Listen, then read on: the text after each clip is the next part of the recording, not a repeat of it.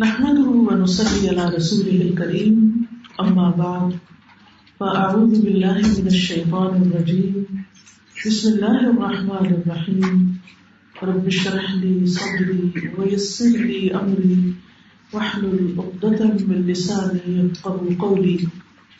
ہماری آج کی گفتگو کا موضوع ہے فی حب الرسول، رسول اللہ صلی اللہ علیہ وسلم کی محبت. الحمدللہ ہم سب مسلمان ہیں، ہم سب اللہ سے محبت کرتے ہیں جو کہ سب سے زیادہ محبت کے لائق ہے. والذین آمنوا اشد حبا للہ. اس کے بعد ہم رسول اللہ صلی اللہ علیہ وسلم سے ہر چیز سے بڑھ کر محبت کرتے ہیں کیونکہ آپ کی محبت ایمان کا حصہ ہے. اس کے بعد ہم اپنے والدین سے محبت کرتے ہیں، اپنے عزیز و اقارب سے محبت کرتے ہیں، اور اپنی اولاد سے محبت کرتے ہیں. ہم دنیا کی اور بہت سی چیزوں سے محبت کرتے ہیں. یہ محبت کا جذبہ ہمارے اندر اللہ سبحانہ تعالیٰ نے رکھا ہے، اور یہ محبت انسان کے جذبات کا ایک حصہ ہے. محبت زندگی کو خوبصورت بنا دیتی ہے، محبت مشکلوں کو آسان کر دیتی ہے، محبت انسان سے بڑی بڑی قربانیاں کروا دیتی ہے. وہ کام جو عام حالات میں انسان کے لیے کرنا مشکل ہوتے ہیں وہ محبت میں بہت آسان ہوتے ہیں. اللہ سبحانہ تعالیٰ نے صرف ہمیں ہڈیوں اور گوشت پوست کا پتلا نہیں بنایا، ہمارے اندر لطیف جذبات رکھے. اور یہ اللہ کی نشانیوں میں سے ایک بہت بڑی نشانی ہے کہ انسان جو مٹی سے بنا اس کے اندر اللہ نے روح ڈالی اور پھر اس کو محبت کرنا سکھایا. اس کے اندر ایک دل رکھا، اس دل میں جذبات رکھے. عام طور پر انسان کسی چیز سے محبت کیوں کرتا ہے، کسی کو بھی اپریشیٹ کیوں کرتا ہے، کب کرتا ہے؟ انسان کسی بھی چیز سے اٹریکٹ کیوں ہوتا ہے، اس کی طرف بڑھتا کیوں؟ اس کی دو بنیادی وجوہات ہوتی ہیں. ایک تو اس کا قابل تعریف ہونا، اس کی صفات، اس کی خوبیاں، اس کے اندر پائی جانے والی کوالٹیز جو انسان کو اپنی طرف کھینچتی ہیں. اور دوسرا یہ کہ اس کی ذات سے کوئی فیض پہنچتا ہے، اس چیز سے ہمیں کوئی فائدہ حاصل ہوتا ہے. جو انسان زیادہ نفع مند ہوتا ہے، جو انسان کو زیادہ فائدہ پہنچاتا ہے، جو چیز انسان کو زیادہ فائدہ پہنچاتی ہے، انسان قدرتی طور پر اس کی طرف مائل ہوتا ہے، اس سے محبت کرتا ہے. اور اسی طرح اگر اس کے اندر کچھ خوبیاں ہوں تو بھی انسان اس کی طرف اٹریکٹ ہوتا ہے. ہم دیکھتے ہیں کہ رسول اللہ صلی اللہ علیہ وسلم کی ذات میں یہ دونوں چیزیں ہیں. آپ سب کے فائدے کے لیے، صرف مسلمانوں کے نہیں. وما ارسلناک الا رحمۃ للعالمین.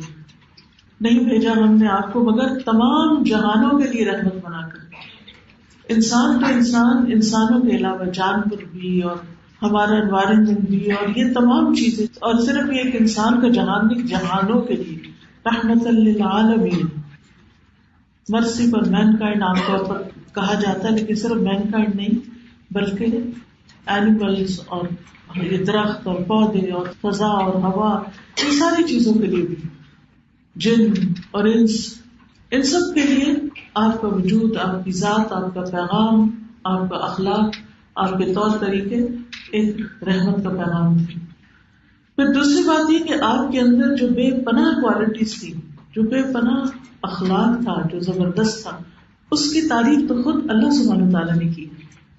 وہ کسی انسان کی تعریف کا تو محتاج ہی نہیں. اور اللہ سبحانہ تعالیٰ کی بات سے بڑھ کر سچی بات اور کس کی ہو سکتی ہے؟ وَمَنْ أَصْدَقُ مِنَ اللَّهِ حَدِيثًا. اللہ سبحانہ تعالیٰ کی بات سب سے سچی بات ہے. مثلاً کوئی انسان آپ کی تعریف کرتا ہے، آپ خوش ہو جاتے ہیں، اور بعض اوقات وہ تعریف سچی بھی نہیں ہوتی، وہ صحیح بھی نہیں ہوتی، وہ صرف خوش آمد ہوتی، تو آپ اسی پر ہی خوش ہو جاتے ہیں، اور بعد میں آپ کو پتہ چلتا ہے وہ تو مجھے بیوقوف بنا رہا. تو انسانوں کی تعریف پر تو آپ اعتبار ہی نہیں کر سکتے. تو سب سے زیادہ قابل اعتبار تعریف کس کی ہے؟ اللہ سبحانہ تعالیٰ کی، جو انہوں نے اپنے حبیب محمد صلی اللہ علیہ وسلم کے لیے کی. اس سے بڑی شہادت، اس سے بڑا سرٹیفکیٹ کوئی ہے ہی نہیں. سورۃ القلم میں اللہ تعالیٰ فرماتے ہیں نون والقلم وما يسطرون ما انت بنعمت ربک بمجنون وان لک لاجرا غیر ممنون وانک لعلی خلق عظیم. نون، قسم ہے قلم کی اور جو وہ لکھ رہے ہیں. آپ اپنے رب کے فضل سے مجنون نہیں ہیں، لوگ آپ کو مجنون کہتے تھے نا، تو اللہ تعالیٰ نے گواہی دی کہ نہیں، آپ مجنون نہیں ہیں، لوگوں کے کہنے سے کچھ نہیں ہوتا. وَإِنَّ لَكَ لَأَجْرًا غَيْرَ مَمْنُونٍ، اور آپ کے لیے وہ اجر ہے یقینی طور پر کہ جس کا سلسلہ کبھی ختم ہونے والا ہی نہیں. اور اس کو بھی اگر آپ دیکھیں تو یہ کہ جو بھی ہمیں ہدایت پہنچی ہے قرآن میں سے، سنت میں سے، ساری کی ساری آپ ہی کے ذریعے پہنچی. آج امت کا کوئی بھی فرد کہیں بھی بیٹھا ہوا، چاہے افریقہ میں چاہے امریکہ میں، قرآن کا ایک حرف بھی پڑھتا ہے تو اس کا اجر نبی صلی اللہ علیہ وسلم کو جاتا ہے. ایک لامتناہی سلسلہ ہے، اور ہر روز وہ اجر بڑھتا چلا جا رہا ہے. اور پھر دوسری طرف ہم میں سے ہر شخص درود پڑھتا ہے. یعنی جب سے اللہ سبحانہ وتعالیٰ نے یہ درود سکھایا اور نبی صلی اللہ علیہ وسلم کے ذریعے ہم تک پہنچا، اور ہم سب پڑھ رہے ہیں اور پڑھتے چلے جا رہے ہیں اور پڑھتے چلے جا رہے ہیں. یہ درود دراصل کیا ہے؟ آپ کے حق میں دعائے خیر ہے. تو یہ سب آپ کے درجات کو بلند کرنے کا ذریعہ ہے. ہم سب آذان کے بعد آپ کے لیے درجۃ الرفیع، الوسیلہ اور درجہ رفیع مانگتے ہیں، آپ کے درجوں کی بلندی مانگتے ہیں. حالانکہ آپ کا درجہ تو آلریڈی سب سے بلند ہے، لیکن آپ سوچئے کروڑوں اربوں اور خربوں لوگ آپ صلی اللہ علیہ وسلم کے لیے دعائیں کیے چلے جا رہے ہیں، دعائیں کیے چلے جا رہے ہیں. وہ کتنا بڑا اجر ہے. کیا اتنی دعا کسی اور کے لیے ہو سکتی؟ اتنی محبت کسی اور سے ہو سکتی؟ اتنا بڑا اجر کسی اور کا ہو سکتا ہے؟ وَإِنَّ لَكَ لَأَجْرًا غَيْرَ مَمْنُونٍ. اور یہ سلسلہ قیامت تک ختم ہونے والا ہی نہیں، اور پھر آخرت میں تو خیر وہ اجر ہوگا کہ جس کا سلسلہ کبھی ختم ہی نہیں ہوگا. تو دنیا میں بھی ہر روز آپ کے دنیا سے جانے کے بعد بھی، آپ کا مشن مکمل ہونے کے بعد بھی آپ کے درجے بھی بڑھتے چلے جا رہے ہیں اور آپ کا اجر بھی بڑھتا چلا جا رہا ہے. اور پھر وَإِنَّكَ لَعَلَىٰ خُلُقٍ عَظِيمٍ، اور بے شک آپ البتہ اخلاق کی بلندیوں پہ فائز ہیں. سب سے بلند ترین اخلاق ہے آپ کا. یہ اللہ سبحانہ وتعالیٰ کی مدح ہے، تعریف ہے نبی صلی اللہ علیہ وسلم کے حق میں. اور اس سے پتہ چلتا ہے کہ قابل تعریف وہی ہوتا ہے جس کا اخلاق اچھا ہوتا ہے. جنت میں دو چیزیں سب سے زیادہ لے جانے والی انسان کو، ایک اللہ کا تقوی اور دوسرے اچھے اخلاق. اچھے اخلاق کی وجہ سے انسان دن بھر روزہ رکھنے والے اور رات بھر قیام کرنے والے سے بھی زیادہ بڑا اجر پا لیتا ہے. ہم میں سے کتنے ہی لوگ ہیں جو تمنا کرتے ہیں کہ آج ہم زیادہ سے زیادہ روزے رکھ سکیں، لیکن رکھ نہیں پاتے. خواتین کی طور پہ کئی مجبوریاں جن کی وجہ سے چاہنے کے باوجود بھی وہ نہیں رکھ پاتی. راتوں کا قیام، تو اس میں بھی آپ دیکھیں بچوں کی پیدائش ہو، بچوں کو پالنا ہو، ان سب میں بھی قیام کتنا مشکل ہوتا ہے. اور بائی دا ٹائم عورتیں سارے پروسیس سے فارغ ہوتی ہیں تو خود اپنے گھٹنے لے کے بیٹھ جاتی ہیں، پھر اور زیادہ عبادت میں سجدے تک سے مشکل ہو جاتی ہے. سجدے میں نہیں جا سکتے تو وہ عبادت جو ہم کرنا چاہتے ہیں وہ کر ہی نہیں پاتے. لیکن ہاں، اس رات بھر کی عبادت اور دن بھر کے روزے سے بھی زیادہ اگر آپ کو کسی طریقے سے اجر پانا ہے تو وہ اخلاق کی بلندی، اخلاق، اچھا اخلاق. اور اچھا اخلاق کیسے پتہ چلتا ہے کہ کسی کا اخلاق اچھا ہے؟ اچھے اخلاق کو دیکھنا اور پرکھنا ہو اپنے اندر، دوسروں کے نہیں. ہم دوسروں کے لیے فوراً ججمنٹل ہو جاتے ہیں. اپنے اندر 4 چیزوں کو دیکھیے. 4 چیزیں ہمارے اخلاق کا آئینہ ہوتی ہے، اخلاق دکھاتی ہیں. سب سے پہلے ہمارا چہرہ. کسی کو دیکھ کر آپ کے دل پہ کیا بیتتی، وہ آپ کو کیسی نگاہوں سے دیکھتا ہے، وہ آپ کو کس طرح کی اسمائل دیتا ہے، وہ کتنے کھلے چہرے سے آپ کو ملتا ہے، اس سے اندازہ ہوتا ہے. تو ہم سب اپنے میک اپ وغیرہ پر تو بہت توجہ دیتے ہیں، فیشل پہ اور اسکن کیئر پہ اور پتہ نہیں کیا کیا، لیکن وہ چیز جو حقیقت میں انسان کو خوبصورت بناتی ہے، وہ جھریاں نہیں جو انسان کے چہرے کو کنسٹرکٹ کر دیتی ہیں. وہ اصل میں وہ جھریوں کے باوجود بھی بہت سے چہرے اتنے خوبصورت ہوتے ہیں کیونکہ وہ ویلکمنگ ہوتے ہیں، وہ آپ کو دیکھتے کھل اٹھتے ہیں.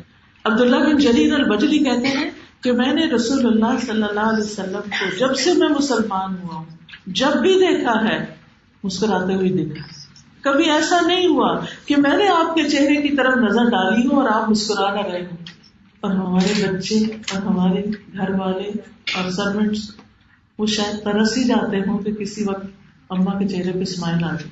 ماں کے چہرے پہ اسمائل آتی، گھر روشن ہو جاتا ہے، سارے بوجھ ہٹ جاتے ہیں، ہر چیز کھل اٹھتی ہے، دنیا مسکرا اٹھتی ہے. لیکن ہم سب کتنے بخیل واقع ہوئے. میں تو اپنی بات کروں، ہم سب کتنے بخیل واقع ہو. ہم سمجھتے ہیں کہ جتنا زیادہ ہم منہ بنا کے رکھیں گے اتنا ہمارا روب زیادہ ہوگا. حالانکہ محبت سے جتنے کام ہم کروا سکتے ہیں، پیار سے جتنے کام کروا سکتے ہیں، مسکرا کے جتنے کام کروا سکتے ہیں اتنے تو کسی طرح نہیں کروا سکتے. آپ دیکھیے جو کسٹمر سروس ہوتی ہے اس میں پہلی چیز کیا ہوتی ہے؟ اسمائل. آپ اسمائل کرتے جاؤ اور پروڈکٹ بھیجتے جاؤ. تو یہ کیسے ہو سکتا ہے کہ اگر باہر کی دنیا میں اسمائل کام کرتی ہے تو گھر کی دنیا میں اسمائل کام نہ کرتی ہو؟ ضرور کرتی ہے، لیکن ہمیں شیطان نے بس یہ سجھا دیا کہ منہ بنا کے رکھو. اور اس میں آپ دیکھیے کہ پھر جب یہ عادت ہو جاتی ہے نا کہ خواہ مخواہ غصے میں رہنے کی اور موڈ آف رکھنے کی اور بولنا چھوڑ دینے کی اور گھور گھور کے دیکھنے کی، پھر وہ ہر ایک کے ساتھ ایسے ہی ہوتا ہے. پھر وہ چہرے کا مستقل ایک امپریشن ہی وہی بن جاتا ہے. آپ مختلف لوگوں کو سوچتے ہیں تو آپ دیکھیں کہ ان کی مختلف تصویریں آپ کے سامنے آتی. ایک ہوتا ہے نا پکچر پرفیکٹ آپ نے اسمائل دے کے تصویر کھنچوانی، وہ نہیں، وہ تو صرف پکچرز کے لیے لوگ اسمائل کرتے. کبھی آپ غور کریں جو لوگ تصویریں کھنچا رہے ہوتے ہیں، اور ہماری شادیاں تو اب رہ ہی صرف تصویریں کھنچوانے کا نام، لگتا ہے شادی میں اور کوئی کام ہی نہیں. یعنی مستقل طور پر ہم پہلے تیاری کرتے ہیں کہ زیادہ سے زیادہ خوبصورت لگے، اور جب لگنے لگ جاتے ہیں تو پھر مستقل طور پر تصویریں اترتی رہتی ہیں. باقی تعلق اور محبتیں اور بات چیت اور کسی کا حال پوچھنا اور وہ سب تو بہت پیچھے چلا گیا. خیر، تو آپ غور کریں گے کہ جب آپ کسی نے تصویر کھنچانی ہوتی ہے تو اس کو لازماً مسکرانا پڑتا ہے، اور وہ ایک مصنوعی قسم کی مسکراہٹ تھوڑی دیر کے لیے آتی ہے، اور جو ہی پکچر ٹک ہوتی ہے مسکراہٹ بھی ٹک ہو جاتی ہے، وہ بھی چلی جاتی ہے، ختم ہو جاتی ہے. اس کو مسکرانا نہیں کہتے. مسکراہٹ وہ ہوتی ہے اور حقیقی اور سچی مسکراہٹ ہوتی ہے جو اندر سے آتی ہے. تو نبی صلی اللہ علیہ وسلم کی نیچرل مسکراہٹ تھی، کیونکہ بار بار مصنوعی طور پر آپ اپنے اوپر وہ طاری نہیں کر سکتے.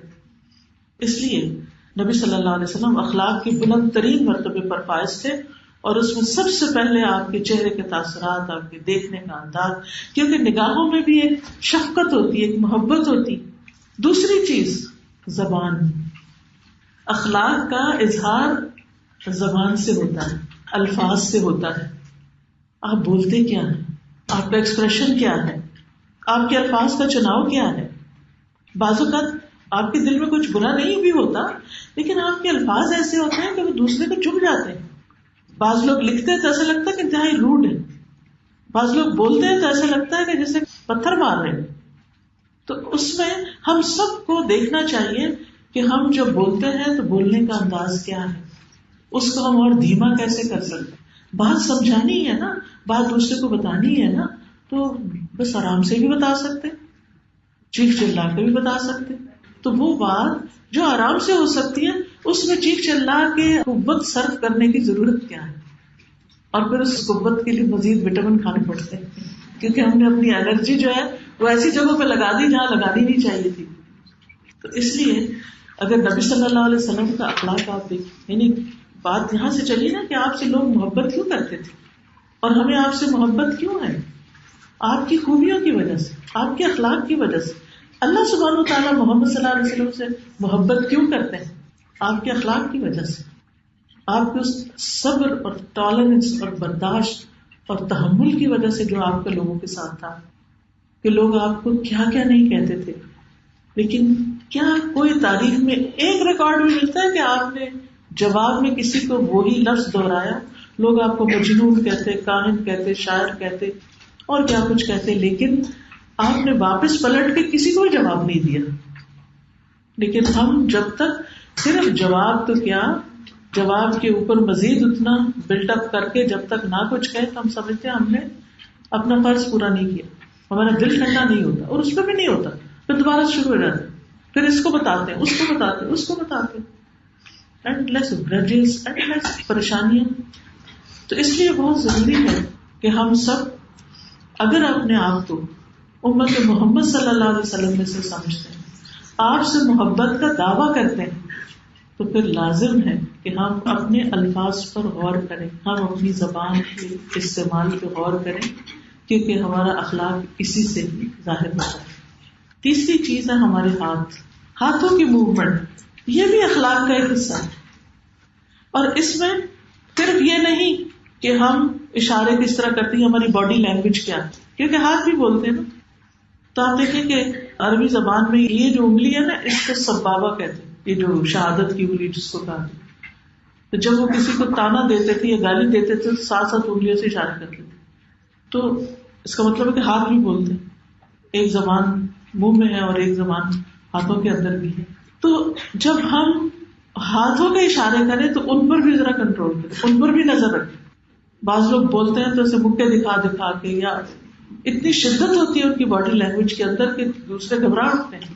اور خاص طور پر اگر آپ معلم ہیں، اگر آپ مدرس ہیں، اگر آپ سکھانے والے ہیں، چاہے اپنے بچوں کو سکھانے والے ہیں، چاہے آپ باہر کسی کو سکھانے والے ہیں، آپ کے اندر ایک ٹھہراؤ اور ایک تحمل لازم ہے.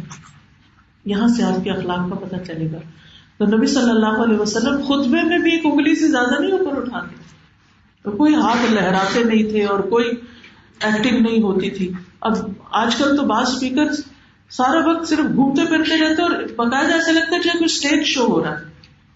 یہ مصنوع طریقہ نہیں ہے، یہ نبی صلی اللہ علیہ وسلم کا طریقہ نہیں ہے.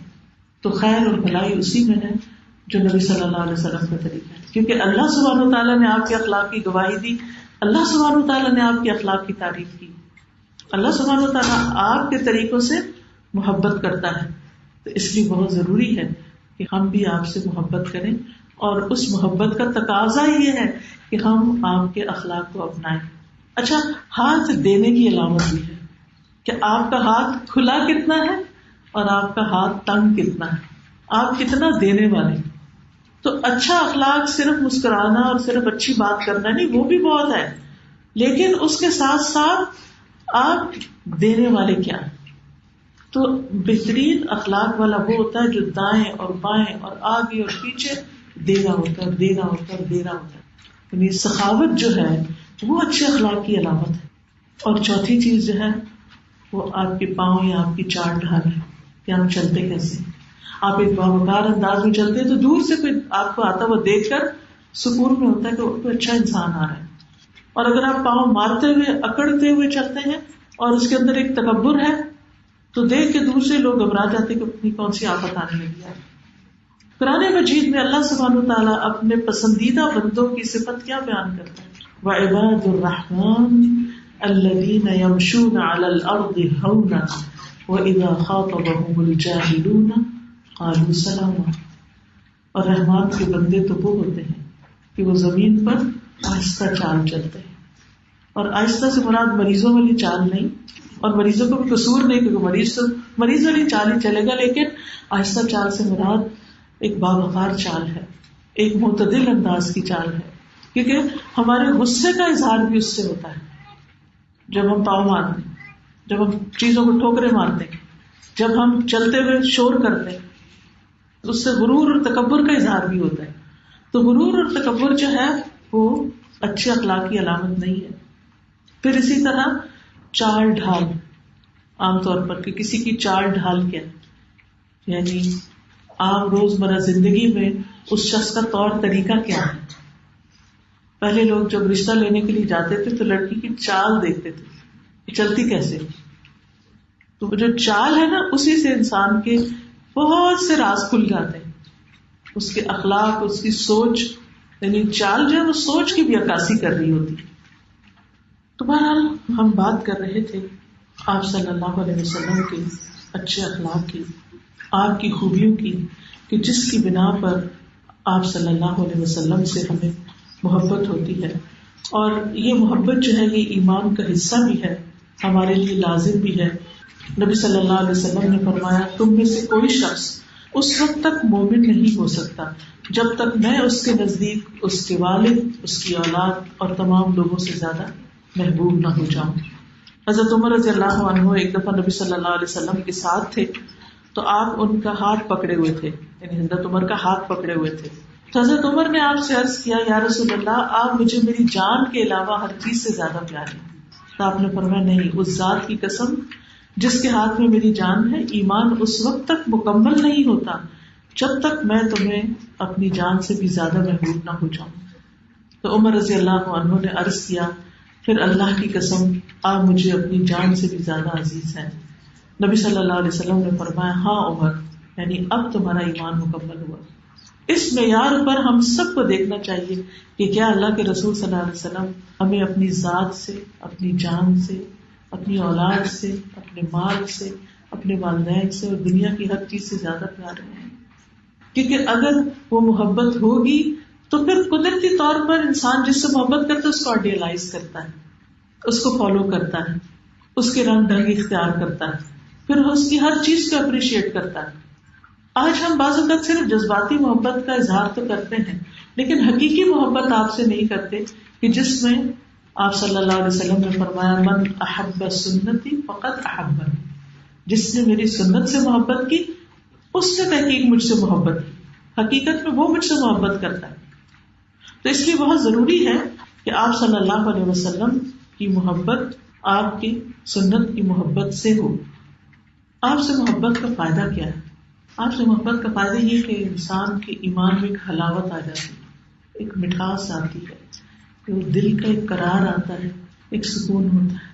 آپ دیکھیں کہ جس چیز سے، جس انسان سے آپ محبت کرتے ہیں، آپ تھکے ہوئے بھی ہوں، آپ پریشان حال ہوں، جو ہی آپ کو اس کا خیال آئے گا، آپ اس کو دیکھیں گے تو آپ کے اندر ایک خوشی پیدا ہو جائے گی. مثلا ایک ماں کی حیثیت سے آپ سارا دن کام کاج کر کر کے تھکتے ہیں، جو ہی بچہ سو کے اٹھتا ہے آپ اسے اٹھاتے ہیں، گلے سے لگاتے ہیں، تو کیا ہوتا ہے؟ ایک دم آپ کی ساری تھکاوٹ چلی جاتی ہے، آپ کے دل کے اندر سے بھوک سی اٹھتی ہے. تو محبت جو ہے وہ انسان کی ساری تکلیفوں کو دور کر دیتی ہے، انسان کو زندگی کے اندر ایک خوشی عطا کرتی ہے. اگر آپ محمد صلی اللہ علیہ وسلم سے صحیح معنوں میں محبت کرتے ہوں گے تو اس سے آپ کے اندر ایک خوشی کی کیفیت پیدا ہوگی. یہ جو آج کی دنیا میں ڈپریشن اور افسردگی اور ذہنی بیماریاں اور دل کی پریشانیاں اور زندگی میں کوئی خوشی کا نہ ہونا ہے، اس کی بنیادی وجہ یہ ہے کہ ہمارے اندر ایمان کی مٹھاس نہیں ہے. یہ مٹھاس جب آ جاتی ہے، یہ حلاوت جب آ جاتی ہے تو بڑے بڑے مشکل کام آسان ہو جاتے ہیں.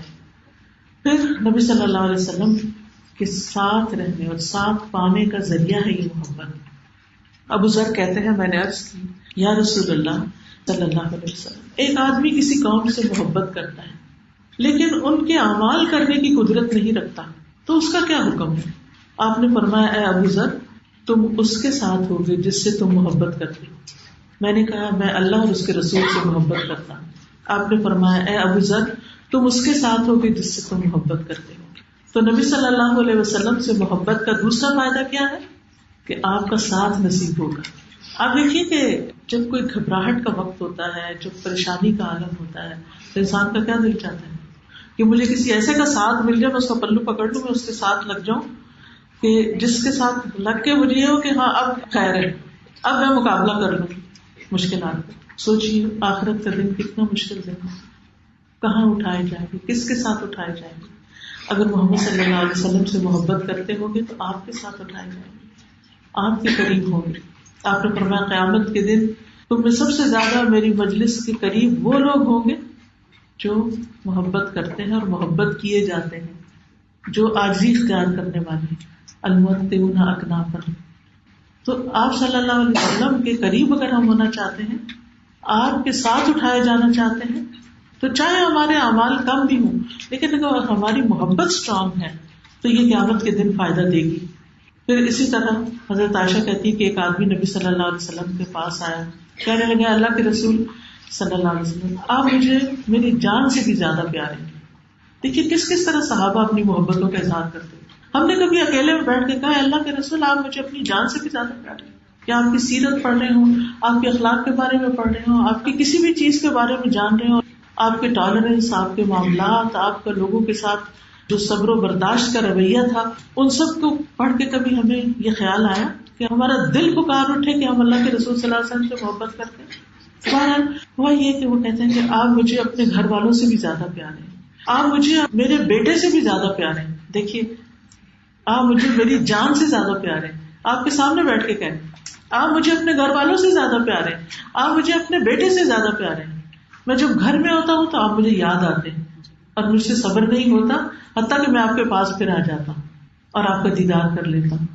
لیکن جب مجھے اپنی اور آپ کی موت یاد آتی ہے تو میں سوچتا ہوں کہ آپ تو جنت میں داخل ہوں گے، انبیاء کے ساتھ بلند مقامات پر ہوں گے، لیکن میں اگر جنت میں داخل بھی ہوا تو مجھے اندیشہ ہے کہ میں آپ کو دیکھ نہیں سکوں گا، کیونکہ آپ کے درجے کہاں اور ہم کہاں. نبی صلی اللہ علیہ وسلم نے اس کو کوئی جواب نہیں دیا، حتیٰ کہ جبریل علیہ السلام یہ آیت لے کر نازل ہوئے، وَمَن يُطِعِ اللَّهَ وَالرَّسُولَ فَأُولَٰئِكَ مَعَ الَّذِينَ أَنْعَمَ اللَّهُ عَلَيْهِم مِّنَ النَّبِيِّينَ وَالصِّدِّيقِينَ وَالشُّهَدَاءِ وَالصَّالِحِينَ وَحَسُنَ أُولَٰئِكَ رَفِيقًا. جو شخص اللہ اور رسول کی اطاعت کرتا ہے تو ایسے لوگ ان لوگوں کے ساتھ ہوں گے جن پر اللہ نے انعام کیا، یعنی انبیاء، صدیقین، شہداء، صالحین. اور کتنے اچھے ہیں یہ دوست، ان کی رفاقت، ان کی کمپنی کتنی بہترین کمپنی ہے. کیونکہ جب آپ کسی اچھے انسان کی کمپنی میں ہوتے ہیں تو آپ کے دل کی حالت بدل جاتی، آپ اپنے غم بھول جاتے ہیں، آپ کو اپنی پریشانیاں یاد نہیں رہتی، آپ کو یہ لگتا ہے آپ جنت میں پہنچ گئے. اسی لیے تو یوسف علیہ السلام نے نبوت اور بادشاہت اور سب کچھ دنیا کا ملنے کے بعد کیا دعا مانگی تھی؟ توفنی مسلما والحقنی بالصالحین. اور ہماری بھی یہی تمنا ہونی چاہیے، کیونکہ جس کو اچھے لوگوں کا ساتھ مل گیا، اچھے دوست مل گئے، اچھی کمپنی مل گئی، اس کو ہر بھلائی مل گئی. پھر آپ دیکھیے کہ قیامت کی تیاری میں مددگار ہے آپ کی محبت. ایک شخص نے رسول اللہ صلی اللہ علیہ وسلم کی خدمت میں حاضر ہو کر عرض کیا، اے اللہ کے رسول، قیامت کب آئے گی؟ آپ نے فرمایا، تم نے قیامت کے لیے کیا تیاری کر رکھی؟ اس نے عرض کیا، اللہ اور اس کے رسول کی محبت. بس میرے پاس تو یہ ہے. آپ نے فرمایا، بے شک تم انہیں کے ساتھ ہوگے جن سے تم محبت کرتے ہو. کیونکہ پھر یہ ہو نہیں سکتا کہ جس سے انسان محبت کرتا ہو اس کے طریقوں پہ نہ چلے، اس کی بات نہ مانے. یہ تو نہیں ہو سکتا نا کہ آپ کہیں مجھے آپ سے محبت ہے اور پھر اگر آپ اس کو کوئی کام کہیں تو وہ کہیں یہ تو میں نہیں کر سکتا. نہیں، جس سے محبت ہوتی ہے اس کے لیے تو انسان الٹی بازی بھی لگا لیتا ہے. آپ صلی اللہ علیہ وسلم سے ہم اس لیے محبت کریں. آپ بے پناہ بلند اخلاق کے مالک تھے، رحمت للعالمین تھے. آپ سب کی فکر کرتے تھے، انسانوں کی اتنی فکر کہ لعلک باخع نفسک علی آثارہم ان لم یؤمنوا بہذا الحدیث اسفا، کہ شاید آپ اپنی جان گھلا ڈالیں گے ان کے پیچھے کہ اگر یہ اس بات پر ایمان نہ لائیں. آج ہمارے اندر تمام انسانیت کے لیے کتنا درد ہے، کتنی محبت ہے، کتنا احساس ہے کہ اگر یہ ایمان نہ لائے تو ان کا کیا بنے گا، اور اس کے لیے ہم کتنا تڑپتے ہیں اور ہم کتنی کوشش کرتے ہیں اور ہم اس کے لیے کیا قربانی کرنے کو تیار ہیں. پھر اسی طرح آپ اپنی امت سے بھی محبت کرتے تھے، ہر نماز میں امت کے لیے دعائیں کرتے تھے. پھر اسی طرح آپ صلی اللہ علیہ وسلم نے فرمایا، میں نے اپنے رب سے 3 چیزیں مانگی، مجھے 2 عطا کر دی گئی، ایک چیز سے مجھے روک دیا گیا. میں نے اپنے رب سے مانگا کہ میری امت کو قحط سالی سے ہلاک نہ کرنا، تو اللہ نے مجھے عطا کر دیا. کہاں بیٹھ کر، کس وقت اپنی امت کے لیے کیا دعا کر رہے ہیں کہ ان کو بھوک کا عذاب نہ آئے، قحط نہ آئے ان پر. فرمایا، میں نے مانگا کہ میری امت کو غرق نہ کیا جائے جیسے قوم نوح کو غرق کیا گیا تھا. میری یہ دعا بھی قبول کر لی گئی. میں نے سوال کیا کہ یہ آپس میں ایک دوسرے سے نہ لڑے، یہ دعا قبول نہیں ہوئی. اور آپ صلی اللہ علیہ وسلم نے کتنی خوبصورت دعائیں اپنی امت کے لیے کی. ہم اپنے لیے، اپنے بچوں کے لیے کیا ایسی کوئی دعائیں کرتے؟ ہمیں تو دعا کرنے بھی نہیں آتی.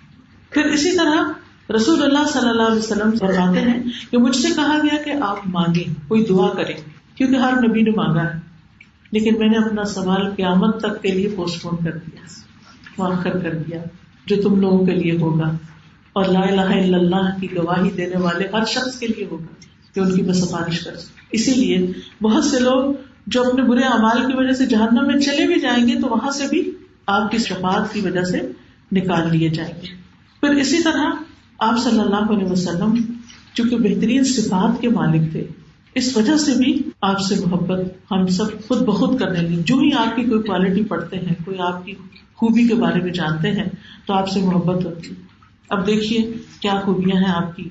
عبداللہ ابن عمرو ابن العاص بیان کرتے ہیں کہ یہ آیت جو قرآن میں ہے، یا ایھا النبی انا ارسلناک شاہدا ومبشرا ونذیرا، اے نبی بے شک ہم نے آپ کو گواہی دینے والا، خوشخبری دینے والا اور ڈرانے والا بنا کر بھیجا. اور اللہ تعالیٰ نے تورات میں بھی آپ کے بارے میں یہ فرمایا، اے نبی بے شک ہم نے آپ کو گواہی دینے والا، بشارت دینے والا اور ان پڑھوں یعنی عربوں کی حفاظت کرنے والا بنا کر بھیجا. آپ میرے بندے اور میرے رسول ہیں، میں نے آپ کا نام متوکل رکھا ہے. آپ نہ تو بدخو ہیں نہ سخت دل ہیں، نہ بازاروں میں شور کرنے والے ہیں، نہ برائی کا بدلہ برائی سے دیتے ہیں بلکہ معافی اور درگزر سے کام لیتے ہیں. یہ تھا آپ کا اخلاق، یہ تھی آپ کی عادات، معافی اور درگزر، دوسرے کی غلطی کو چھوڑ دینا، معاف کر دینا، ٹالرنس، برداشت.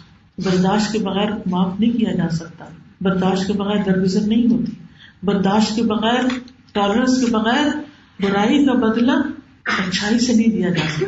اگر آپ کسی کی ایک بات برداشت نہیں کر سکتے، اگر آپ کسی کی ایک لک برداشت نہیں کر سکتے، اگر آپ کسی کی کوئی ایک چھوٹی سی حرکت برداشت نہیں کر سکتے، تو اخلاق کیسے اچھا ہو سکتا ہے؟ کہاں سے آپ اچھے انسان ہو سکتے ہیں؟ اور یہ جو برداشت ہے یہ صبر کے ساتھ آتی ہے. صبر آتا ہے تو پھر انسان برداشت کرنے لگتا ہے. اگر کسی نے آپ کو کچھ کہہ ہی دیا تو کیا ہوا؟ اگر آپ اپنے اندر مضبوط ہیں تو کسی کی بات آپ پہ اثر ہی نہیں کرے گی، اور اگر آپ کچے ہیں، آپ کمزور ہیں، تو چھوٹی چھوٹی باتیں آپ کو بادر کریں گی. تو آپ دیکھیے کہ برداشت جب انسان کے اندر ہوتی ہے نا تو بڑی بڑی باتیں، بڑی بڑی مشکلیں، بڑی بڑی چیزیں بہت ہلکی ہو جاتی ہیں. اور اگر یہ ٹالرنس آپ کے اندر نہیں تو چھوٹی چیزیں بھی بہت بڑی لگتی ہیں. اب مثال کے طور پر جب آپ تھکے ہوئے ہوتے ہیں تو آپ کی ساری انرجی لو ہو رہی ہوتی، تو چھوٹی سی چیز بھی آپ کو پہاڑ جتنی لگتی، ذرا سی چیز آپ کو ٹچ کر جائے تو آپ اس کا اتنا شدید ریاکشن دکھاتے ہیں. کوئی چھوٹی سی بات بچہ کر دے، بڑا کر دے، آپ ایک دم پھٹ پڑتے ہیں. لیکن جب آپ کے اندر برداشت ہوتی ہے، جب آپ کے اندر ایک سکون ہوتا ہے، تو کوئی بڑی سے بڑی بات بھی کہہ جائے تو آپ مسکرا کے ٹال دیتے ہیں. نبی صلی اللہ علیہ وسلم کس طرح لوگوں کی بڑی بڑی باتوں کا جواب صرف مسکراہٹ سے دیتے ہیں. اور سب سے بڑی بات اور سب سے پہلی اور سب سے اہم چیز جو ہے یہ برداشت. اور یہ برداشت اور یہ معاملہ جو ہے ہمیں سب سے پہلے اپنے گھر کے اندر پیدا کرنا ہے. گھر والوں کو برداشت کریں، شوہر کی غلطیوں کو برداشت کریں، اس کی باتوں کو برداشت کریں. اگر اس کے اندر کوئی بری عادت ہے برداشت کر لیں، فوری ریئیکٹ نہ کیا کریں، اور اوور ریئیکٹ نہ کیا کریں، بہت زیادہ ریئیکٹ نہ کیا کریں، چھوٹی سی بات پر بہت لمبا لیکچر نہ دیا کریں. یہ ہے برداشت.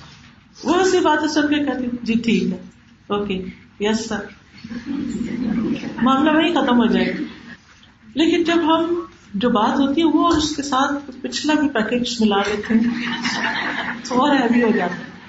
پھر وہ کچھ بدگمانیوں سے بھی کام لینا شروع کرتے ہیں، اس کے نتیجے میں مشکلات اور بڑھ جاتی ہیں. اور شیطان کا تو ہر دم کام میں وسوسے ڈالتے رہنا، کوئی نہ کوئی خوف آپ کے اندر پیدا کیے رکھنا، جس کے نتیجے وہ خوف پہلے سے ہوتا ہے، ذرا سی اس کو ہوا لگتی ہے تو چنگاری بڑک اٹھتی. ابو عبداللہ الجدلی کہتے ہیں میں نے عائشہ رضی اللہ عنہا سے کہا کہ رسول اللہ صلی اللہ علیہ وسلم کا اپنے گھر والوں کے ساتھ اخلاق کیسا ہے؟ انہوں نے بتایا کہ وہ تمام لوگوں میں سب سے زیادہ اچھے اخلاق کے تھے. آپ کوئی بےہودہ یا فحش گفتگو نہیں کرتے، کوئی گالی گلوچ نہیں، کوئی طعن و تشنیع نہیں، کوئی ایسی چیز نہیں کہ جس سے دوسرے کا دل ٹوٹے. اور نہ بازاروں میں شور کرتے تھے، نہ برائی کا بدلہ برائی سے دیتے بلکہ معاف کر دیتے، درگزر کر دیتے. پھر گھر والوں سے محبت کا اظہار، وہ کب آخری دفعہ تھی جب آپ نے اپنے بچے کسی سے کہا کہ بیٹا میں تم سے بہت محبت کرتی ہوں، یا آپ اپنے شوہر سے کہا، یا آپ نے اپنے بہن بھائیوں میں سے کسی سے کہا. ہم محبت کرتے بھی ہیں تو اس کا اظہار نہیں کرتے. تو محبت کا اظہار بڑا ضروری ہوتا ہے. دوسروں کو ایشورنس اور ری ایشورنس چاہیے ہوتی ہے. ایک دفعہ آپ نے کہہ لیا اب سال گزر گیا تو وہ انتظار نہ کریں اینیورسری کا، بلکہ وقتاً فوقتاً یقین دہانی کراتے رہیں. جب یقین دہانی کراتے رہیں گے تو وہ ایک اعتماد بحال ہوگا، اور جب اعتماد بحال ہوگا نا تو آپ کسی وقت غصے میں کچھ کہہ بھی دیں گے تو دوسرا کہیں نہیں محبت بہت کرتی ہے، ویسے ہی بس کسی وقت تھکی ہوئی ہوتی ہے تو اس طرح کی بات کرتا ہے، پھر وہ آپ کی ٹالرنس بھی برداشت کر لیں گے تھوڑی سی. لیکن جب وہ ٹرسٹ نہیں ہوتا نا، جو محبت نہیں ہوتی، جو بانڈنگ نہیں ہوتی، جو کنیکشن نہیں ہوتا، جب تعلق نہیں ہوتا، جب بدگمانیاں ہوتی ہیں، تو آپ کے دن بھر کی محنت اور تھکاوٹ اور کاموں میں کپنا بھی ان کو نظر نہیں آتا، وہ بھی نظر نہیں آتا. تو اس میں آپ دیکھیے نبی صلی اللہ علیہ وسلم کا طرز عمل تھا، وہ کیا تھا. عمرو بن عاص کہتے ہیں کہ نبی صلی اللہ علیہ وسلم نے مجھے غزوۃ ذات السلاسل کا امیر بنا کر بھیجا. کہتے ہیں جب میں غزوے سے واپس آیا تو میں نے آپ سے پوچھا کہ آپ کو سب سے زیادہ محبت کس سے؟ کیونکہ وہ خوش تھے کہ مجھے آپ نے ٹرسٹ کیا اور مجھے اتنی بڑی ذمہ داری دی، امیر بنا کے بھیجا، تو شاید آپ مجھ سے سب سے زیادہ محبت کرتے ہیں. اور ہر صحابی کا یہی حال تھا، سب یہی سمجھتے تھے کہ آپ مجھ سے زیادہ محبت کرتے ہیں. تو آپ نے فرمایا عائشہ سے. آج کون آدمی ہوگا کہ جو کسی اپنے فرینڈ سے یہ کہتے کہ میں اپنی بیوی سے بڑی محبت کرتا ہوں؟ تو وہ ان کے لیے شاید یعنی کہ تھوڑی حیرانگی ہو رہا ہے جواب تھا. تو کہنے لگے نہیں آپ بتائیے مردوں میں کس سے زیادہ محبت ہے. ان کو خیال تھا کہ شاید پھر میری باری آ گئی. تو آپ نے فرمایا کہ عائشہ کے باپ سے. اور کہتے ہیں اچھا اس کے بعد کس سے محبت کرتے ہیں؟ آپ نے فرمایا عمر بن خطاب سے. پھر تو کہتے ہیں کاش میں نے یہ سوال نہ پوچھا ہوتا. تو بات یہ کہ محبت کا اظہار بڑا ضروری ہے اور اس میں بخل سے کام نہیں لینا چاہیے. ایک شخص آپ کے پاس آیا, کہنے لگا یا رسول اللہ صلی اللہ علیہ وسلم میں فلاں انسان سے بڑی محبت کرتا ہوں.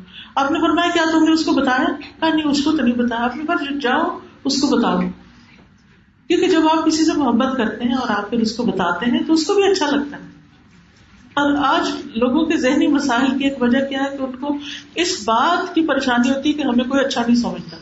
لو سیلف اسٹیم کا شکار ہو جاتے ہیں کہ کوئی ہمیں پوچھتا نہیں, کوئی ہمیں عزت نہیں دیتا, کوئی ہماری ویلیو نہیں, اولاد بھی نہیں پوچھتی, ساری زندگی میں نے ان کے پیچھے لگا دی. تو یہ چیزیں انسان کو بار بار غمگین کرتی ہیں, یہ دکھی کرتی ہیں. تو ان دکھوں کا علاج اسی میں ہے کہ ایک دوسرے کے ساتھ نہ صرف یہ کہ دل میں محبت رکھیں بلکہ زبان سے بھی اظہار کریں, اور صرف زبان سے اظہار نہیں عمل سے بھی. حضرت عائشہ کہتی ہے کہ میں حیض کی حالت میں ہوتی تھی, پانی پیتی تو نبی صلی اللہ علیہ وسلم کو وہ برتن دیتی, آپ اس برتن میں اسی جگہ سے منہ رکھ کے پانی پیتے جہاں سے میں نے پیا ہوتا. کیونکہ کچھ لوگوں کے نزدیک حالت حیض میں عورت اچھوت ہو جاتی تو اس کو تو گھر سے بھی باہر کر دیتے تھے یا بالکل ایک ایریا میں ریسٹرکٹڈ کر دیتے. تو کہتی ہے کہ میں اس حالت میں ہڈی سے گوشت کھاتی, اتارتی اور وہ ہڈی میں نبی صلی اللہ علیہ وسلم کو پکڑا دیتی, آپ اسی جگہ سے اس کو چوس لیتے. تو یہ عملی اظہار ہے. پھر گھر میں کام کاج میں تعاون, کیونکہ صرف باتوں سے محبت ثابت نہیں ہوا کرتی.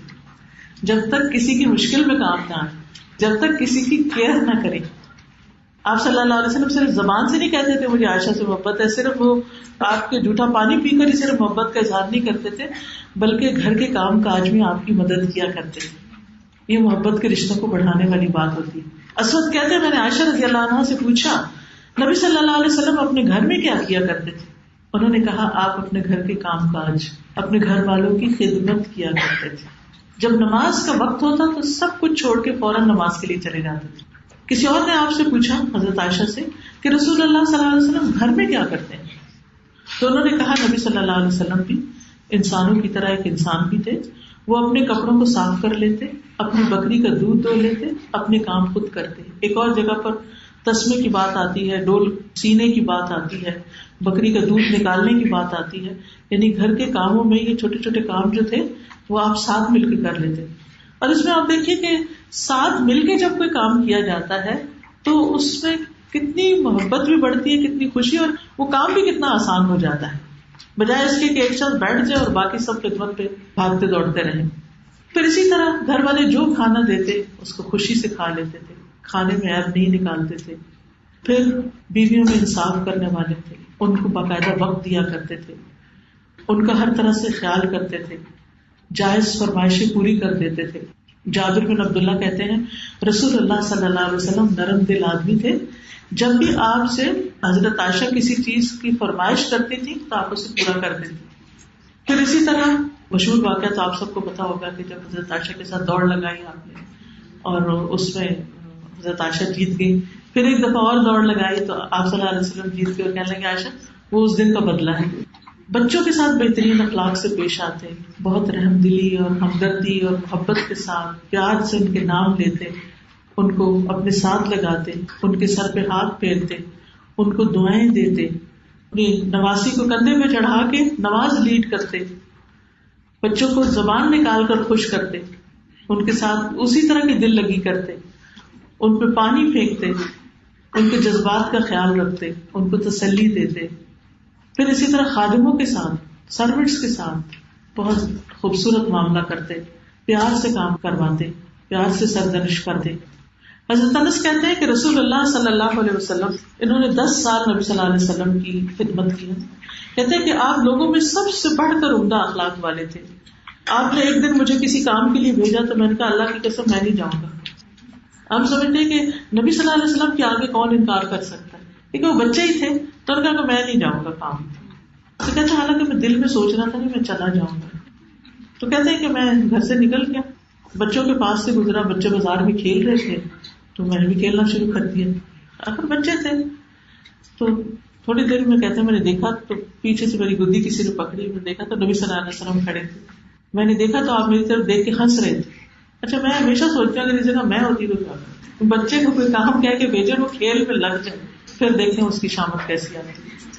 لیکن سنت کیا ہے, تو آپ صلی اللہ علیہ وسلم فرمائے انیس جہاں میں نے جانے کا کہا وہاں چلے جاؤ. تو میں نے کہا جی یا رسول اللہ میں جا رہا ہوں. وہ بھی پیار سے بات مانی, جھگڑا ہی ختم ہو. ہم جب ایک پس کریٹ کر دیتے ہیں تو وہ کام تو وہی رہ جاتا ہے, ہم واپس میں ٹکرانا شروع کر دیتے ہیں, جس سے پھر اپنا بھی موڈ آف ہو جاتا ہے اور بچے کا بھی دل ٹوٹ جاتا ہے. پھر اسی طرح بچوں کو کرٹیسائز نہیں کرتے تھے, عیب نہیں نکالتے تھے. حضرت انس کہتے ہیں کہ میں نے 9 سال نبی صلی اللہ علیہ وسلم کی خدمت کی, مجھے نہیں یاد کہ کبھی آپ نے کسی کام پر مجھ سے کہا ہو کہ تم نے ایسا کیوں کیا اور ایسا کیوں نہیں کیا. کبھی کوئی تنقید کی ہی نہیں, کوئی عیب نکالا ہی نہیں. پھر وہ کیسے نہ آپ سے محبت کرتے. یہ تنقید اور عیب اور کرٹیسزم اور یہ چیزیں محبتیں ختم کر دیتی. کسی کو مذاق اڑانا اور کسی کو ڈانٹ ڈپٹ کرنا, اس سے دلوں سے عزت چلی جاتی. حضرت انس ہی کہتے ہیں کہ اگر آپ نے مجھے کسی کام کا حکم دیا اور مجھ سے ڈیلے ہو گیا, کبھی نہ بھی کر سکا, تو آپ نے کبھی ملامت ہی نہیں کی. اپنے اہل خانہ میں سے اگر کوئی شخص مجھے ڈانٹتا بھی ہوتا نا, بعض اوقات خواتین بیچ میں بول پڑتی, 2 لوگوں کا معاملہ ہوتا تو ایک اور ہم سمجھانا شروع کر دیتے, تو آپ صلی اللہ علیہ وسلم فرماتے ہیں نہیں چھوڑ دو, اگر تقدیر میں ہوتا تو ہو جاتا ہی تھا. بلا وجہ روک ٹوک نہیں, مار پیٹ تو سوال ہی پیدا نہیں ہوتا. پھر اسی طرح آپ کے خادم بھی آپ کے ساتھ جنت میں رہنے کی خواہش رکھتے تھے. ربیہ بن کعب اسلمی جو تھے وہ آپ کے لیے وضو کا پانی لاتے تھے رات کے وقت. تو آپ ان سے پوچھا کرتے تھے تمہیں کچھ چاہیے تو بتاؤ. تو کہتے مجھے جنت میں بھی آپ کا ساتھ چاہیے. تو آپ نے فرمایا کچھ اور؟ کہا نہیں بس یہی. تو آپ نے ان سے پوچھا کہ تمہارے دل میں یہ خیال کیسے آیا, یعنی تم نے اتنی بڑی چیز مانگی, یہ خیال کیسے ہے؟ تو اس سے بھی اندازہ لگایا کہ صحابہ کس طرح آخرت اورینٹڈ تھے, کہ یہاں جو بھی مانگا لیا وہ تو ختم ہو جائے گا, اصل تو باقی رہنے والی وہ چیز ہے. تو پھر آپ نے فرمایا کہ تم سجدوں کی کثرت سے میری مدد کرو. پھر اسی طرح آپ کمزوروں کے ساتھ بڑے مہربان تھے, ان کی حاجتیں پوری کرتے, بہترین انداز میں اصلاح کرتے, اذیتوں پر صبر و تحمل سے کام لیتے. انس بن مالک کہتے ہیں کہ میں رسول اللہ صلی اللہ علیہ وسلم کے ساتھ چل رہا تھا. آپ کے جسم پر نجران کی بنی ہوئی موٹے حاشیے کی چادر تھی, یعنی موٹی سی پٹی لگی ہوئی تھی. تو اتنے میں ایک دیہاتی آیا, اس نے چادر پکڑی اور وہ کھینچ دی آپ کی گردن کے پاس, اتنی زور سے کھینچی کہ وہ آپ کے موٹے کے اوپر نشان پڑ گئے, کیونکہ وہ پٹی لگی ہوئی تھی نا اوپر, تو کھینچ گئی. تو اس نے کہا اے محمد مجھے اس مال میں سے دینے کا حکم دیجیے جو آپ کے پاس اللہ کا مال ہے. بہت روڈ انداز میں بولا. آپ اس کی طرف متوجہ ہوئے, مسکرائے اور حکم دیا کہ اس کو مال دیا جائے. سبحان اللہ, یعنی ایک شخص اتنی بدتمیزی سے پیش آ رہا ہے اور آپ اس کو بھی دیکھ کے مسکرا دیں اور اس کو بھی مال دیں. اس کو کہتے ہیں ٹالرنس, کہ جو آپ کے ساتھ اچھا نہ کرے آپ اس کے ساتھ اچھا کریں. پھر اسی طرح صرف مسلمانوں کے ساتھ, صرف اپنوں کے ساتھ, صرف رشتہ داروں کے ساتھ, سب کے ساتھ, یعنی صرف مسلمس کے ساتھ ہی آپ کا برتاؤ اچھا نہیں ہوتا تھا, سب کے ساتھ اچھا ہوتا تھا, نان مسلمس کے ساتھ بھی. اچھا ہم بعض اوقات اچھے ہوتے ہیں نا, تو صرف اپنوں کے ساتھ جن کو ہم جان پہچان کرتے ہیں, کسی پارٹی میں جائیں گے, کسی دعوت میں جائیں گے, کسی شادی میں جائیں گے, تو کس کو سلام کریں گے؟ جس کو ہم جانتے ہیں. سب کو نہیں کرتے, اس میں بھی بخل برتتے ہیں. بعض اوقات پوری مجلس میں لوگ بیٹھے, نام لے کے 2-4 کو سلام کرتے ہیں, نہیں, سب کو سلام کرنا چاہیے. پھر اسی طرح آپ صلی اللہ علیہ وسلم نے کس طرح لوگوں کے دل جیتے. موسیٰ بن انس کہتے ہیں کہ رسول اللہ صلی اللہ علیہ وسلم سے اسلام لانے پر جو بھی چیز طلب کی جاتی وہ آپ عطا فرما دیتے. ایک شخص آپ کے پاس آیا اور آپ صلی اللہ علیہ وسلم نے 2 پہاڑوں کے درمیان پوری وادی جو بکریوں کی بھری ہوئی تھی اس کو دے دی. وہ صرف اتنا تھا کہ وہ آیا اور دیکھ کے حیران ہو گئے, واہ اتنی بکریاں آپ کو ملی غنیمت میں. تو آپ نے فرمایا تم لے جاؤ. وہ شخص اپنی قوم کی طرف واپس کیا اور کہنے لگا میری قوم مسلمان ہو جاؤ. محمد صلی اللہ علیہ وسلم اتنا دیتے ہیں کہ فقر و فاقہ کا اندیشہ ہی نہیں رکھتے. وہی دینے والے, یہ ہے بہترین اخلاق, جس کی وجہ سے فوج در فوج لوگ مسلمان ہوئے. آج ہمارا مال کہاں جا رہا ہے؟ صرف اپنی ذاتی خوشیوں پر. سب سے زیادہ ہم کب اسپینڈنگ کرتے ہیں؟ کس چیز پر اپنی زندگی میں؟ کس موقع پر؟ شادیوں پر یا پھر ہالیڈیز پر. اپنی ہی ذات, اپنے ہی بچے, اپنا ہی گھر, اپنا ہی کمفرٹ, اس سے آگے بڑھ کے کسی اور کے لیے نہیں سوچتے. اور نبی صلی اللہ علیہ وسلم نے اپنے گھر والوں کو کیا دیا تھا اور کتنا دیا تھا اور باقی کہاں خرچ ہوتا. یہ سینکڑوں بکریاں ایک نان مسلم کو دے رہے ہیں آپ، وہ کیوں نہ اسلام سے محبت کرے. آج لوگ اسلام سے، مسلمانوں سے محبت کیوں نہیں کرتے؟ کیونکہ اگر وہ ایسی کنٹریز میں جاتے بھی ہیں، رہتے بھی ہیں، تو ان کی نیت لالچ کیا ہوتی ہے کہ وہاں کی ویلفیئر حاصل کر لیں، وہاں سے فائدے اٹھا لیں، دینے والے نہیں لینے والے بن جائیں. پھر اسی طرح آپ صلی اللہ علیہ وسلم بہت پیار سے اصلاح کیا کرتے تھے. ابو محذورہ جو تھے ابھی مسلمان نہیں ہوئے تھے، اور آپ صلی اللہ علیہ وسلم جا رہے تھے تو راستے میں دیکھا کہ وہ اذان کا مذاق اڑا رہے ہیں، یعنی اذان کے پیچھے آواز بڑی خوبصورت چند بچوں کے ساتھ. تو آپ نے انہیں بلایا، ڈر گئے، لیکن آپ صلی اللہ علیہ وسلم نے کہا اچھا تم دوبارہ اذان دو. انہوں نے اذان دی اور پھر پیار سے ان کو مکہ کا مؤذن مقرر کر دیا، یعنی بجائے اس کے کہ ڈانٹ ڈپٹ کرتے اور ان کو ناراض ہوتے. اور پھر آپ نے ایک چاندی کی تھیلی بھی ان کو عطا کی. تھوڑی دیر پہلے وہ مذاق کر رہے تھے لیکن آپ نے اس کو اگنور کر دیا. یہ ہوتی ہے ٹالرنس. کوئی آپ کو برا بھلا کہہ رہا ہے یا کوئی آپ کو کچھ کر رہا ہے تو سمجھے کچھ نہیں ہو رہا، اگنور کر دیں اور اس سے اس طرح معاملہ کریں جیسے آپ جانتے ہیں. اور ہم اس کو یاد ہے تم نے فلاں موقع پہ مجھے کیا کہا تھا. اور تو کسی کو نہیں، شوہر کو تو پتہ نہیں کتنی لمبی داستانیں سناتی ہیں. شادی کے پہلے دن یہ ہوا تھا، پھر پہلے ہفتے یہ ہوا تھا، پھر پہلے مہینے یہ ہوا تھا، پہلے سال یہ ہوا تھا، پھر فلاں نے تمہارے رشتے دار نے. وہ قصور بھی جو اس کے اپنے ہیں، اس کے رشتے داروں کے، وہ بھی اس کے ذمہ، وہ بھی اس کے سنانے ہیں. لیکن نبی صلی اللہ علیہ وسلم اس طرح ظاہر کرتے تھے جیسے انہیں پتہ ہی نہ ہو کہ کچھ ہو. یہ ہوتی ہے گریٹنس. آپ کو پتا ہے کہ یہ شخص آپ کو اچھا نہیں سمجھتا. یہ یاد رکھیے بات. جب پتا ہو اور پکا پتا ہو، رشتے داروں میں سے، دوستوں میں پکا پتا ہو یہ شخص آپ کو اچھا نہیں سمجھتا، آپ اس کو رتی بھر ظاہر نہ کرائیں کہ مجھے پتا ہے کہ تم مجھے اچھا نہیں سمجھتا. آپ اس سے اسی طرح ملیں جیسے آپ کسی بہت اچھے انسان سے مل رہے ہیں. پھر اس کا نتیجہ دیکھیں کیا ہوتا ہے. اس کے دل کا گرج، اس کی نفرت، اس کی غلط فہمی دور ہو جائے گی. ادفع بالتی ہی احسن فاذا الذی بینک وبینہ عداوۃ کأنہ ولی حمیم. گہرا دوست بن جائے، وہ دل سے محبت کرنے لگے گا آپ سے، کیونکہ دل تو اللہ کے ہاتھ ہے. لیکن کوئی ہم سے ذرا سا کھچے، ہم اس سے کہیں زیادہ کھچ جاتے ہیں. یہ نہیں ہونا چاہیے.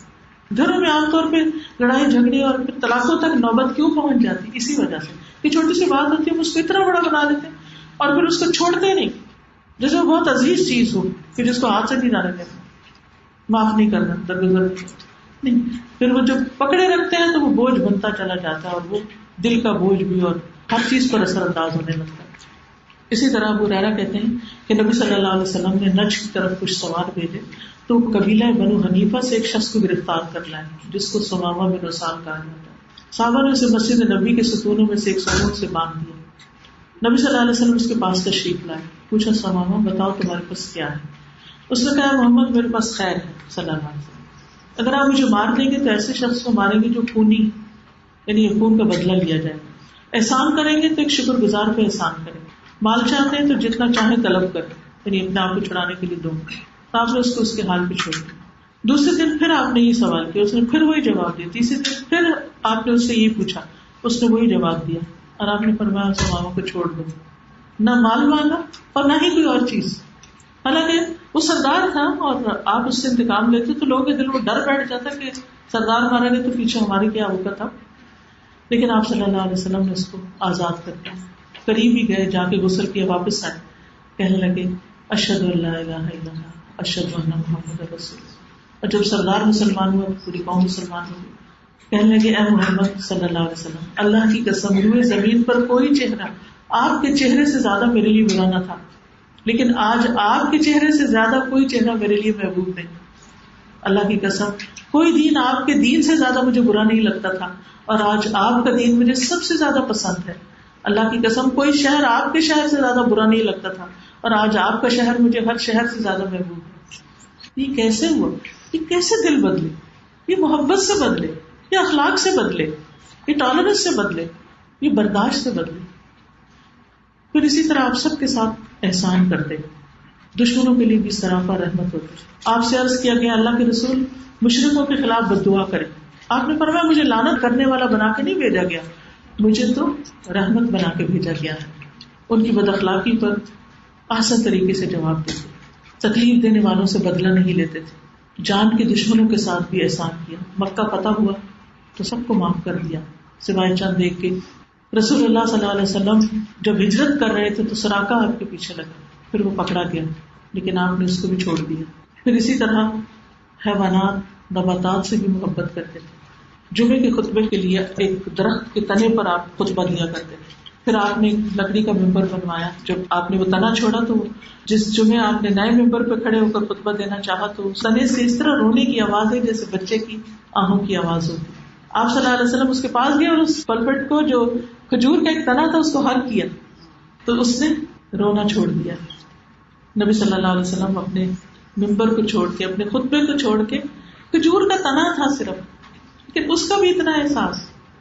تو کہاں یہ کہ ہمارے پاس روتے ہوئے انسان اور ہمارا دل نہ پسیجے. پھر پرندوں کے جذبات کا خیال رکھتے تھے. ایک موقع پہ صحابہ نے کچھ چڑیاں پکڑ لی، ان کے بچوں کو پکڑ لیا تو وہ چڑیاں آ کے پڑپڑانے لگی. تو آپ نے فرمایا کہ کس نے ان بچوں کو پریشان کیا ہے، ان کو چھوڑ دو. اسی طرح جانوروں کے حقوق، ایک اونٹ آ کے آپ کے پاس بیٹھ گیا، بلبلانے لگا. آپ نے اس مالک کو بلایا اور اسے کہا اس کے اوپر ضرورت سے زیادہ بوجھ نہیں ڈالو. تو یہ ہے آپ صلی اللہ علیہ وسلم کے اخلاق جن کی بنا پر آپ سے محبت کرنی چاہیے، آپ کا اتباع کرنا چاہیے، آپ کی سنتوں کی پیروی کرنی چاہیے، آپ کا اخلاق اپنانا چاہیے، آپ کی عزت اور توقیر کرنی چاہیے، آپ کے دین کا، آپ کی ذات کا دفاع کرنا چاہیے، آپ کی خاطر، آپ کے مشن کی خاطر اپنا جان مال قربان کرنا چاہیے، آپ کی سیرت پر چلنا چاہیے. ہر معاملے میں آپ کی بات کو دوسروں کی بات سے اوپر رکھنا چاہیے اور کسی بھی بات میں آپ کی مخالفت نہیں کرنی چاہیے. چھوٹی چھوٹی چیزوں میں بھی آپ کا انداز اختیار کرنا چاہیے. اگر محبت رکھتے ہیں تو کثرت سے درود بھیجنا چاہیے، کیونکہ نبی صلی اللہ علیہ وسلم پر کثرت سے درود بھیجنا یہ آپ سے محبت کی علامت ہے. اور ساری دعائیں کافی ہو جاتی ہیں، یعنی اگر آپ بہت ساری دعائیں نہ بھی مانگے اور صرف درود شریف پڑھتے رہیں ساری ضروریات پوری ہو جائیں گی. پھر اسی طرح آپ سے ملاقات کا شوق رکھنا چاہیے لیکن آپ کی محبت میں غلو نہیں کرنا چاہیے کہ آپ کو نعوذ باللہ اللہ تعالیٰ کے برابر قرار دیں. اور پھر آپ صلی اللہ علیہ وسلم بھی ہم سے محبت کرتے ہیں. آپ اپنے صحابہ سے بھی محبت کرتے تھے اور آپ کے بعد آنے والی امت میں جو لوگ ہیں ان سے بھی آپ محبت کرتے تھے. رسول اللہ صلی اللہ علیہ وسلم نے فرمایا میں پسند کرتا ہوں کہ میں اپنے بھائیوں سے مل پاتا. تو صحابہ نے عرض کیا کہ ہم آپ کے بھائی نے؟ آپ نے فرمایا تم میرے صحابہ ہو. میرے بھائی وہ لوگ ہیں جو میرے بعد مجھ پہ ایمان لائیں گے، یعنی میری دنیا سے جانے کے بعد، لیکن مجھے دیکھ نہ سکیں گے. تو آپ ان سے ملنے کی خواہش ظاہر کر رہے ہیں، کتنی دور دور تک محبت ہے. اور آپ صلی اللہ علیہ وسلم نے ایسے لوگوں کو 3 مرتبہ خوشخبری سنائی ہے کہ جنہوں نے آپ کو نہیں دیکھا پھر بھی آپ پر ایمان لائے. اور ایک اور مرتبہ 7 دفعہ ان کے لیے فرمایا طوبی لمن لم یرنی وآمن بی، خوشخبری ہے اس کے لیے جس نے مجھے دیکھا نہیں لیکن مجھ پر ایمان لایا. تو اللہ سبحانہ وتعالیٰ سے دعا ہے کہ اللہ تعالیٰ ہمیں آپ صلی اللہ علیہ وسلم کی سچی محبت عطا کرے اور ہمارے اخلاق اچھے ہو جائیں، کیونکہ اخلاق سے انسان کی دنیا بھی سنور جاتی ہے اور آخرت بھی سنور جائے گی انشاءاللہ. وآخر دعوانا ان الحمد للہ رب العالمین. سبحانک اللہم وبحمدک اشہد ان لا الہ الا انت استغفرک واتوب الیک. السلام علیکم ورحمۃ اللہ وبرکاتہ.